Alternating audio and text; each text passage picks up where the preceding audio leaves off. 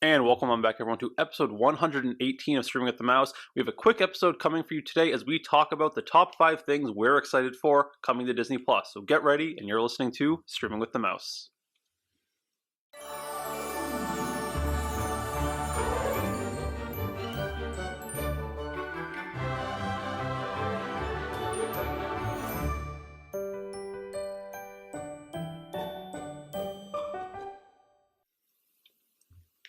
And welcome on back, everyone, to another episode of Streaming with the Mouse. My name is Clifton Paul Robinson, and joining me as always is my co-host, my co-pilot, and a minor spoiler for today's episodes, the chip to my Dale, Cam. How are you doing? I thought that was a good one. I thought that was like, good. Oh, that could be a fun one. That was good. Use. That was a fun one. Yeah, it was good.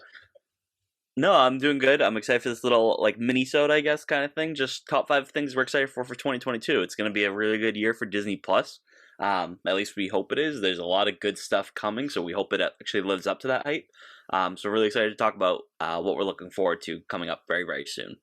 Yes, and I mean, this is, other than anything Star Wars, this is our one reoccurring episode that we do whenever there is a lull in the programming.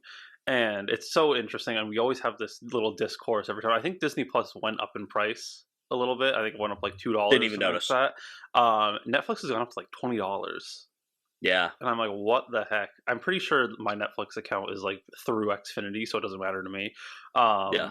But before we jump into the top 5, a few pretty good and some great things that are news, at least. For you, at least. You're excited about one of them, I think. Well, I mean, it got trending on... It was trending over an invasion of a country on Twitter, which is very odd. Free Guy first is officially on Disney Plus. Have you watched it yet?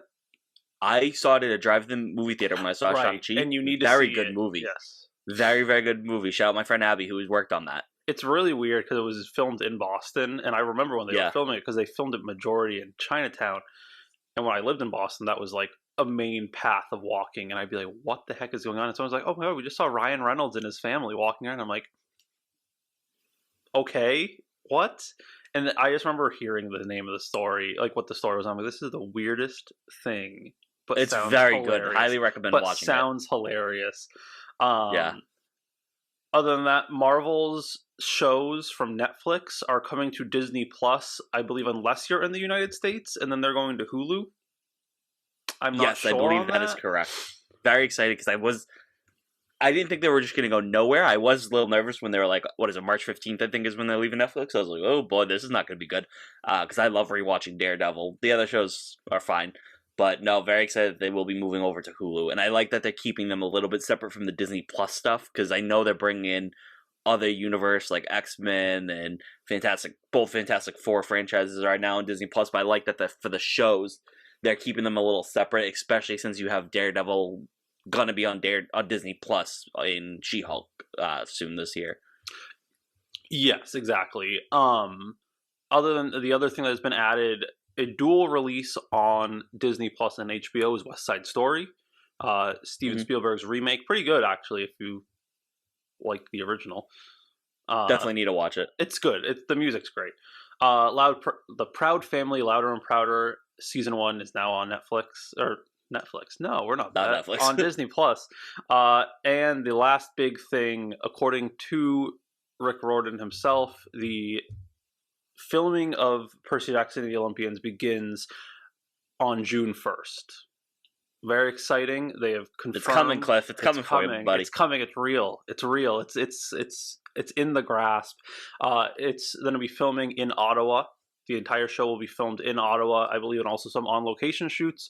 They are currently doing screen testing of the Big Three, which is really cool, because if anyone had watched that Harry Potter special that they put out in January, very important.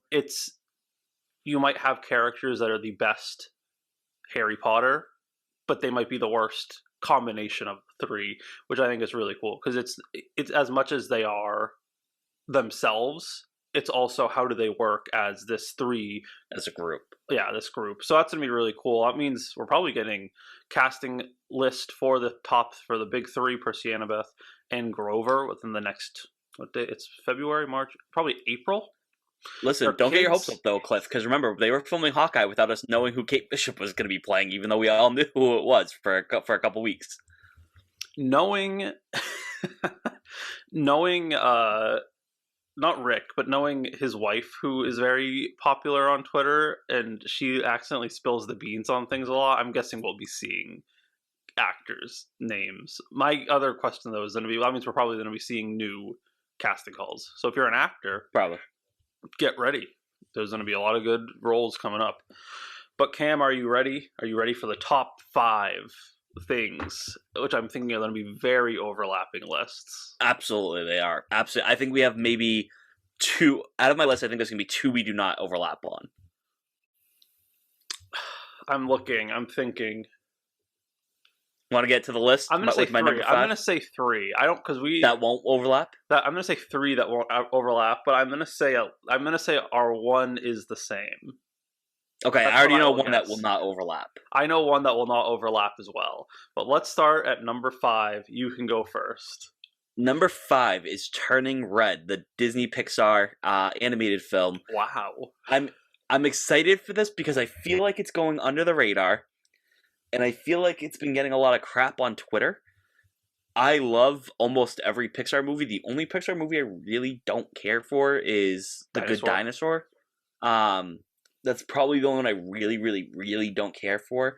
But I feel like this is just not gotten any publicity. It's not going to the theaters, even though theaters are opening up a lot more right now. We got the Batman literally coming out this week. We had obviously Spider-Man. We are seeing that together. Very excited for that. So it's not like movies are out of the way. So it's a very interesting strategy that Disney Plus is going to be getting this day one, and it not being released in theaters. We have seen other things come to Disney Plus, obviously, but really that was at the height of the pandemic when you think about things like Soul and what's the D&D one, the fantasy one, with the 2 brothers with Spider-Man. Oh God. Onward. I can't believe I remembered that. I can't believe that wasn't directly, but that was like pandemic happened like a month into that, and they're like, okay, we're putting this on Disney Plus. So I'm interested to see it. So that's why I'm really excited to see it, because 1, I love Pixar. 2, I'm excited to see, like, should this have gone to theaters? Is this gonna be a flop? But like, I'm interested for the dialogue around it and like to speculate what Disney's thinking was to put this directly on Disney Plus, and how does that move Pixar's standing going forward, because I can't see a film like Lightyear not going to theaters. Like, I feel like that's gonna be a huge movie. So like, what is their standard for putting Pixar films back in theaters full time, or bringing it straight to Disney Plus? I'm interested to see. This is not on my list. I didn't even think about That's this why I knew we had one. when I thought about. I know we're gonna have at least one more. Or you completely fumbled your bag. But we'll talk about that at the end. I am excited for this movie. And you say there's discourse on Twitter. No, there's not discourse on Twitter. There's like 5 It's dummies. There's 5 like film bros that don't know actual film. They'll tell you that The Wolf of Wall Street's their favorite movie, and that's the only thing they'll watch.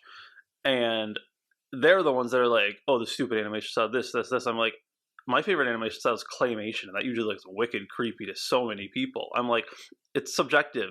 I think this looks like a very fun thing. Like, the same thing with like how Disney Plus is doing Diary of a Wimpy Kid in the book art style. Right. It looks weird. It looks really weird, but you know what? It's gonna be fun. I think the big fluffy panda looks adorable. Yeah.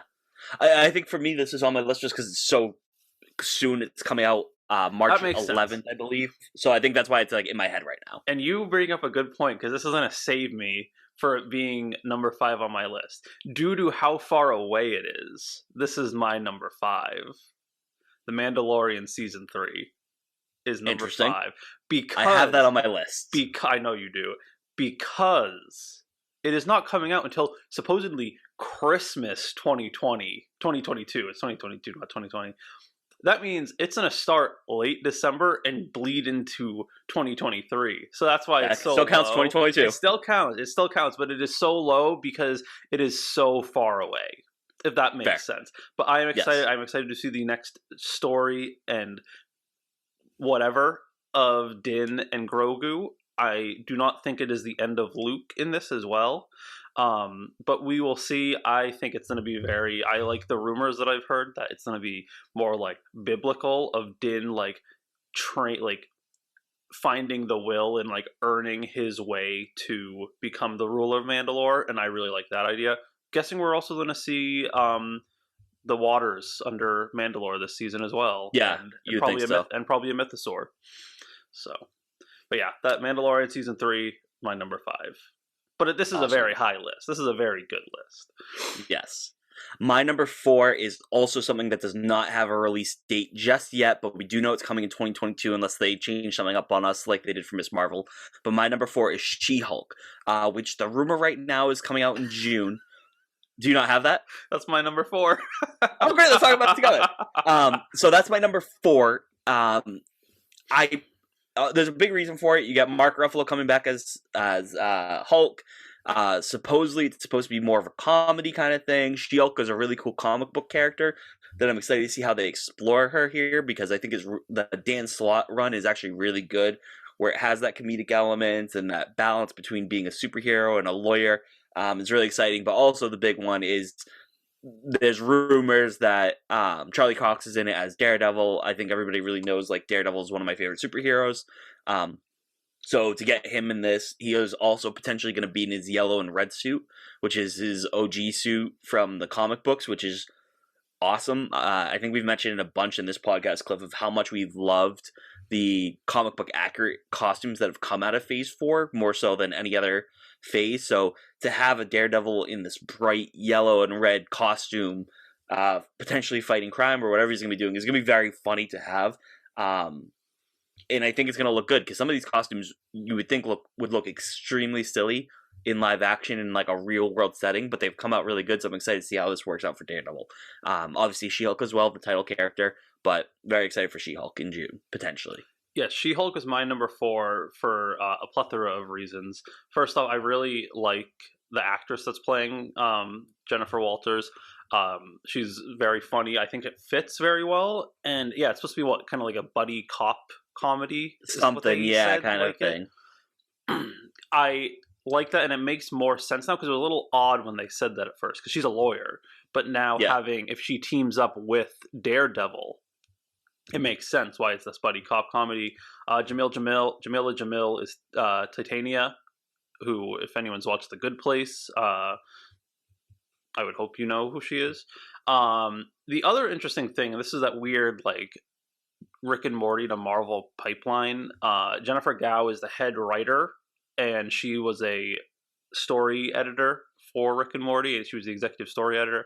So it has a very good group. It's a very strong group. Abomination, Tim Roth is coming back for it.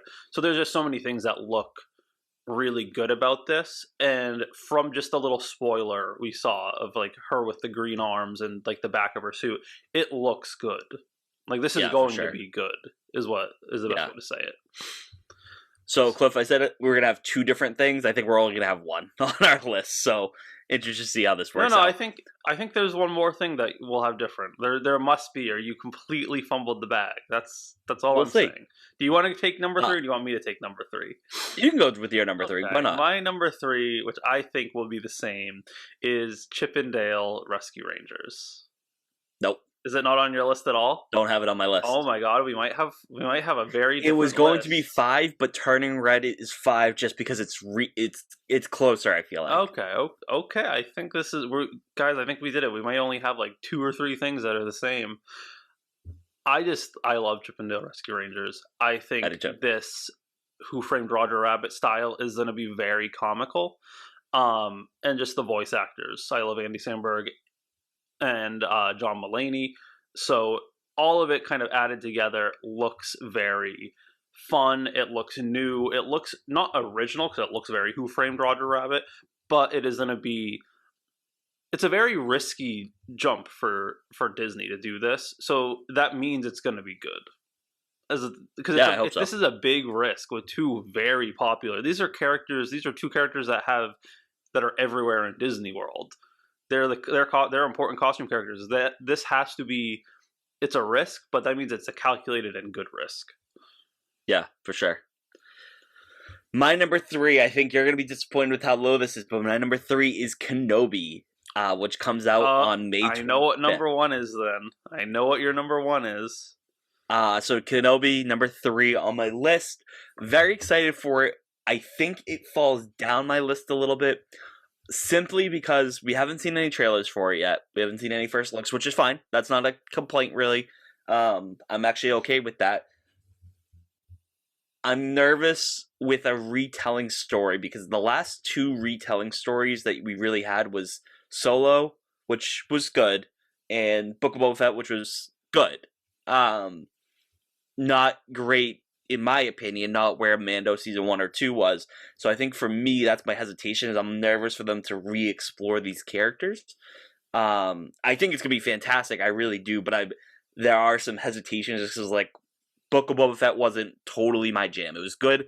They had some excellent episodes, but that involved characters that weren't really Boba Fett, I guess. So I'm interested to see how they do this. I'm interested to see how they bring in Hayden as Vader / maybe Anakin or both in this. So we'll see. But it's my number 3, May 25th. I'm very excited for it. I'll definitely be watching day 1, so it should be good. Excited for it. Hopefully we'll be able to get some merchandise at Disney World while I'm there. When are you going again? May 15th to the whatever that one is. So literally a couple days, like the week before it comes out. So I'm hoping to have some merchandise out there. I'm gonna save my Kenobi talk for where it is on. For when your number 1 happens. Okay. Yeah. Cliff, sure. where's your number 2? Can you guess? Do you know what my number 2 is? I'm very curious to see if that is. Would you like Moon to Knight? guess? You don't have to guess. Moon Knight. No, it is not. Moon Knight is not on my list. Okay, so we're gonna have a couple different ones. What's number 2 then? Number 2 is Miss Marvel. It should have been on my top list of 2021, but Disney is mean. No, it makes sense. They were running. They cut it too close for what an actual TV / movie production is, and then they had to scoop her away to the Marvel set, which obviously delayed the TV show. But what we have been seeing, there's been more and more. I'm guessing we'll get a full trailer soon. We've been seeing more and more. It does look like we're going to be getting Inhumans, which is, I mean, which means we could get the. Cam was very excited when I sent him something that had Lockjaw in it. So this is one of my favorite more recent superhero characters. Seeing it transition, and then also it's kind of like we're seeing her, and then it instantly goes into the movie. I'm pretty sure, like, she's probably like Miss Marvel is going to come out in July-ish, and the Marvels comes out in September. When does it? September or November? I feel like. So it's literally like you get her show, and then you get her movie, which is what they should have done for Doctor Strange. They should have done WandaVision. It's what they had planned for Doctor Strange until the pandemic happened, but it is. So we're going to see how Disney Plus is actually going to transition into stuff, which is really cool. So there's a lot of things like that will run with this, which I'm excited for. Yeah, for sure. My number 2 is Mandalorian season 3. The best parts of Book of Boba Fett for me were the Mandalorian parts. So while it's not going to come out probably till Christmas time, very, very, very late in the year, I'm on a big Mando kick right now because we just got him in Book of Boba Fett. So that's why he's up at number 2. Obviously, this show was really... The idea of the show was like, oh my god, day 1 of Disney Plus, we're going to get The Mandalorian. So we're going to talk about that. And I feel like that really sparked how you and I podcast, Cliff. Like, we've grown a lot since then, since those first episodes. And I just really adore the show. I adore Grogu. I'm so excited to see him tap his little fist on that bubble to get Din's attention to go fast and to go zoom zoom. But very excited for Mandalorian season 3. So that's my number 2. And Cliff, what is your number 1? First off, I just want to say, I remember I was in London when Mandalorian season 1, episode 1 dropped, and what was the time delay? It's like 8 hours, and I was like, it was insane. We were ridiculous back then. We still are ridiculous, just not as much. My number 1 is, of course, Kenobi, the miniseries, and it is number 1. And Cam brings up so many good reasons. Lucasfilm does not know how to promote anything. When Disney / Lucasfilm is getting ready to promote the biggest opening of a Star Wars land hotel, they invite a bunch of influencers for free that will, of course, have to say how great it is. So that's not me being bitter. I think everything I saw was very odd. Oh, I'm bitter. I'm not bitter. because I saw. I wanted to go. I mean, I would take it for free. Absolutely, Disney. If you do it again, I will. I will sing from the heavens how incredible it was. Real quickly, what is your price point if it was you and your girlfriend, just you two? What is your price point for staying in that hotel for 2 nights? 2 nights. Because right now I think it's like $4,000 or $5,000. $6,000. It's $4,000 to $6,000. That's for a family of 4, though.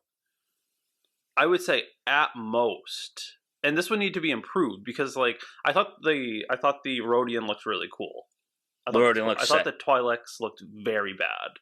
I think like it's the whole point is like full immersion. That's the thing. You're going for full immersion, and like seeing like Rey and Kylo get added was a little weird to me. Like, of course they're gonna throw them in, but like just let it be. Just let it be. Kylo was conceived on that ship. Come on. It was. I think at most $3,000. At like the I wouldn't even go that high. I would for just 2 people. I would say $2,000 max. But you would need to like improve it. Like there needs to be more. I would say $2,000 max because I would spend a lot of money on merchandise while I was in there. Like I'd want the legacy lightsaber. I'd want the clothes. I'd want to feel the part. So I would say $2,000 max for me and Lisa. But you get all the blue and green milk you could get. So like I would actually, that is true. That's a tally of how many of these blue milks am I drinking, and I'd want to get at least $100 worth because I think they're like $6 or $7. I'm not calling anyone out. It's just like some of the people they chose were like had a following like of maybe 1,000 people. I was like, wow, this is like really bold. And I just read it and like people, I could tell like the people that were really into Star Wars were really into it, but the people that were like half in, half out, they were like, oh, and just the cherry on top was the unlimited milk. I'm like, you're not selling it. You're not selling this. As somebody, you've never tried blue milk, Cliff. It's very good. I am just saying there were some things, and people, and like the comments were like roasting them. There were some cool moments. Like there was that little kid, Audrey or whatever. That was awesome. There were his interaction with the First Order. There were some really cool moments. I'm just saying, like overall, I'm like, oh my god, what is this? Because it just like they really like leaned into TikTok, and I was like, this is not the way. Because everyone that is on TikTok, we do not have money. We do not have money to buy this, but no, I don't think. No. Cliff Kenobi, back to Kenobi, but yes, there are some people that are very bitter. Like, why didn't I get picked? I'm like, you have like 200 people following you. Yeah, when I say I'm bitter, I'm just like jealous. I'm not. I didn't actually think we'd get selected at all. It was just like that would have been. I didn't even know they cool, were obviously, because I'm never gonna go on that. I didn't even know they were doing it until I started seeing TikToks. I'm like, have fun. Okay. The way Ewan McGregor talks about Kenobi tells me a lot about it. Seeing Hayden Christensen be back and seeing him actually excited to be back is important as well. Outside of that, we know that Rupert Friend is playing the Grand Inquisitor. We don't know in what capacity. I don't think Kenobi really gets hunted because they're going to keep him away from Tatooine as much as possible. The other thing is that I am very excited for is this is the first time with, I believe, any Marvel or Disney product, or with any Marvel or Star Wars product, the director is a single director for everything. Deborah Chow is directing the entire thing start to finish. This means there's continuity. It means it's going to be the same style. We like Deborah Chow's style from Mando, and if you've seen her in other stuff, it's setting up to be a long movie comparative to Book of Boba Fett, where it was kind of all over the place. Yes, Jon Favreau did write it, but it switched between directors who all had different art styles that changed different things. And the head writer, there was a single writer for it. He also wrote John Wick, so R.I.P.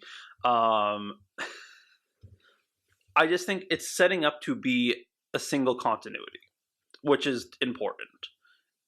And it's Kenobi. Come on. Yeah.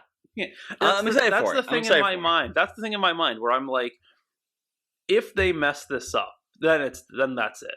That's it. I won't be able to defend. I can defend Boba Fett because it was kind of a unique style. It was interesting, and I did enjoy it. And people, like, that was what he wanted to be. So whatever. But if but I don't really know how you can mess this up.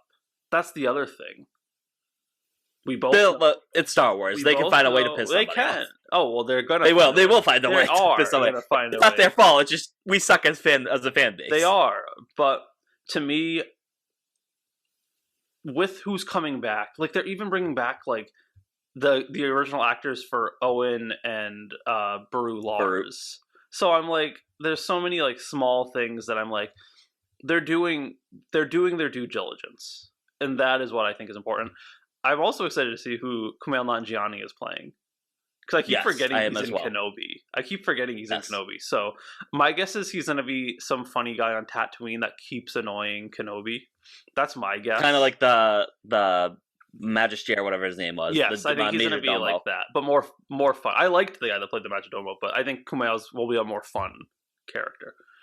Now let's hear yours. I do not think you fumbled the bag like I considered you might have when you started telling me how similar our list would be. I don't know. I don't know what that means, but my number one is Moon Knight. Is that fumbling the bag for you? Oh, it is fumbling. What did you think my number one was going to be? What about Andor? I'm excited for that, but I didn't want to have 3 Star Wars on my list. That's what it came down to. Because I had Mando and I already had Obi-Wan. No, it's how Moon Knight. Disappointing. We've seen so much cool stuff of Moon Knight in the last month and a half. I've got some really good Moon Knight comic book recommendations that I've been reading on Marvel Universe, and I'm just all sorts of pumped up for this. There's a great podcast. It's called My Mom's Basement. I think I've plugged it a couple times with Robbie Fox and Clem from Barstool, but they did a podcast episode about Moon Knight. And they come up from a cool way where they're not really the biggest comic book like readers. Like Robbie's read some, Clem read some when they were kids, but not for the obscure characters, kind of like Moon Knight. And they had somebody on recently in their episode talking about like all this Moon Knight comic book lore. And I don't claim myself to be a comic book lore person at all. I've enjoyed comic books my whole life, but never really read anything Moon Knight until the last 2-3 months, if that. But the lore of Moon Knight and what he was talking about, like what this could mean in this show because of this clip or something like that, got me all sorts of hyped up as well. So I'm on a big Moon Knight kick right now. And again, probably recency bias because that's our next big thing that we're going to talk about on this show. At least is going to be Moon Knight. So can't wait for it. I am excited for Moon Knight. Moon Knight probably would be my 6. I thought about it too. I was like, am I going to put Moon Knight on here? And then I decided not to. Not for any reason. Sorry, I fumbled the bag. And I am excited for Andor, obviously. Very excited for Andor. You know what? Just because I'm going to give us just one quick... We're not even explaining it. We each get one obscure cam honorary mention for this year. And I will go first so you can think about it. My obscure, what I'm excited for, is Hocus Pocus 2, which will be coming out Halloween. That is my obscure... what's coming to Disney Plus. That's a few months away though. Cam, I really Dale count as obscure? No, I can't. I I'd even consider. I think High School Musical, the musical, the series. I would consider that more obscure. So that one makes. I'm gonna just say I don't care about the rules. I'm gonna say High School Musical, the musical, the series 3 because I thought the second season, half of it was good, and then the back half was just you could tell something happened in the script potentially, and I'm assuming that was because COVID changed some things. But the second half of season 2 stunk, so I'm excited to see if they redeem season 3 because it's Frozen themed. It's Frozen themed, and this is before we even sign off. I think that's a death sentence. I don't think it's great. I don't think it's great. I think the best example for it, there's a phrase in Hollywood that's called jumping the shark. Where it's when if you jump the shark, your show either lands or it sucks. In Disney, it's introducing Frozen. I think the best example is when Frozen was at its peak, when Frozen was at the height of frozenness, they introduced Elsa and Anna on Once Upon a Time on ABC. And right away. That show stunk. That show I think they got awful before they introduced Frozen, but that's like the nail. If they introduce that was Frozen, they're trying to save it. That's like the nail on the coffin. They're nailing it down. That's to me, introducing Frozen is jumping the shark for Disney. That to me, It could be. that's to me. I hope I'm wrong. Oh, let me give you another obscure one I'm excited for Disney Plus. It's very obscure because it's not actually confirmed. There's been no talk about it. I'm putting it into the universe. A nice little... Oh, here we go. Got it. Olaf Presents Season 2 featuring We Don't Talk About Bruno and everything else from Encanto. Again, that has not been announced by any means, but Josh Gad talked about it, and that seems very fun, so I'm hoping they do more Olaf Presents. I'm also waiting for those stupid Funko Pops to come out, which Funko just released Internals Pops, basically, recently. The first time I've seen any Internal Pops on the shelf, like, in the last, like... What were you trying to put into the universe? Shorts of Encanto, like new shorts, but then I was like, oh wait, I want the Olaf Presents of him saying We Don't Talk About Bruno. I can just picture Josh Gad going, I am Ernesto, and I am scared of nothing. Okay. That was fun. This was fun. We have a lot of stuff coming your way. We'll probably do Turning Red. I think we will. Yeah. Why not? Why not? That's the better question. We have we're about exactly a month from episode 1 of Moon Knight. So we have a few things we'll have to figure out coming your way. But before we sign off, Cam, where can they find you and the podcast on Twitter? You can find me on Twitter at CamRamos95. You can find us on Twitter as a podcast at Stream the Mouse. You can find the podcast on Instagram and Facebook at Streaming with the Mouse. You can find us on our website, cprob.com/streamthemouse. You can find us on Apple Podcasts, Spotify, Google Podcasts, iHeartRadio, and our YouTube channel. Just search for Streaming with the Mouse, and be sure to rate, review, 5-star, subscribe, all the above to the podcast so we can get more listeners into this podcast that we work really hard on. I think that's it. Cliff, where can they find you? You can find me at CPRobinson81. So until next time, my name is Cousin Paul Robinson for Cam Ramos, signing off. Have a magical day, everyone. See you later. May the force be with you and all the other fun words.